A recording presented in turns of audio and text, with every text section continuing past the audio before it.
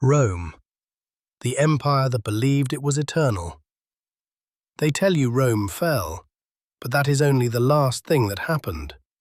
This story begins when Rome believed it could not end. Stone gleams beneath an endless sun. Marble rises in perfect lines, as if the earth itself has been corrected. Roads stretch outward, straight, unforgiving, binding distant lands into a single idea. Here, power has a shape. It wears armor. It speaks law. It moves in formation. Rome does not ask the world what it wants. Rome assumes the world will adjust. And for a time, it does. Legions march as one body. Shields lock. Boots strike earth in perfect rhythm. Conquest is no longer chaos. It is process. Cities do not fall screaming. They sign. They adapt. They become Roman. Rome conquers not through fury, but through discipline, through order, through the promise that submission is safer than resistance. Men learn obedience before independence. Citizens learn that stability has a cost, and the cost is voice. This is how Rome rises, not as a ruler, but as a system. A machine built from belief, ritual, and iron certainty. But systems must be fed. Rome grows, and growth awakens hunger.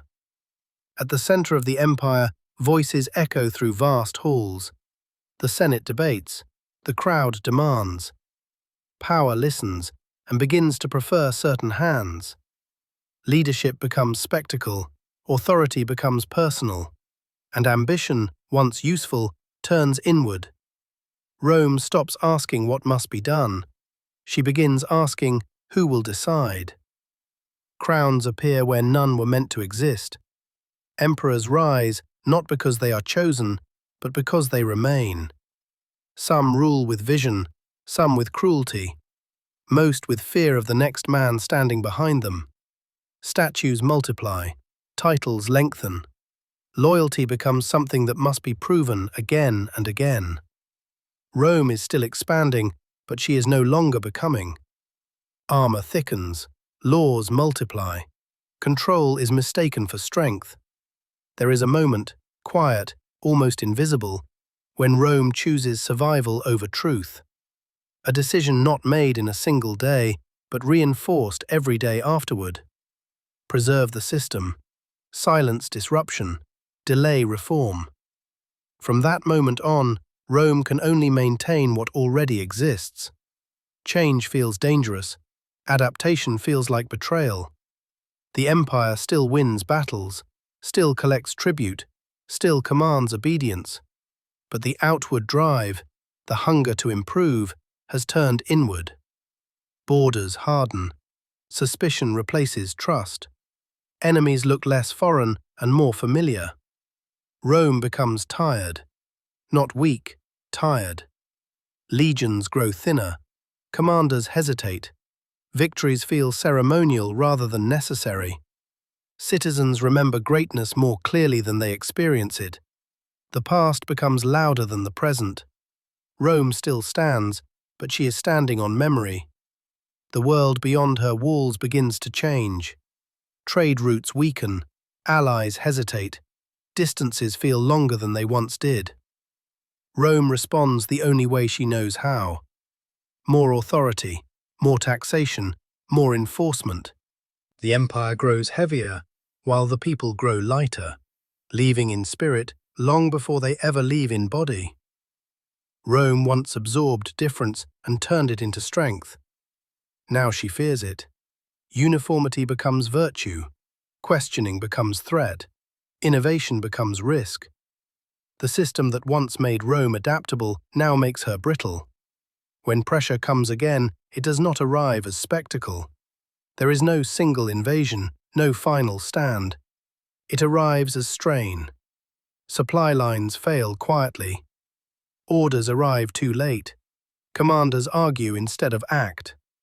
Rome reacts, always reacting now, never anticipating. And then something unfamiliar begins to happen. Rome forgets herself. Citizens no longer know why the empire exists. only that it must. The idea of Rome becomes larger than Rome itself, too sacred to change, too fragile to question.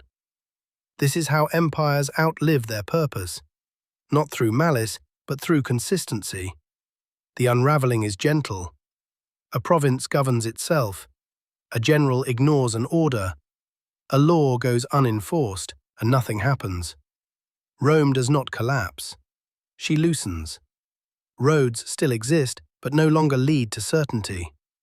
Marble cracks beneath weather instead of command. Grass grows where silence was once enforced. The world does not witness Rome's death. It simply realizes Rome has stopped answering. Yet Rome is not gone. She lives in language, in law, in architecture, in the belief that order can last forever if enforced hard enough. New powers rise, certain they are different, more advanced, more moral, more permanent. They study Rome as history, never as warning, because the most dangerous idea Rome ever created was not conquest.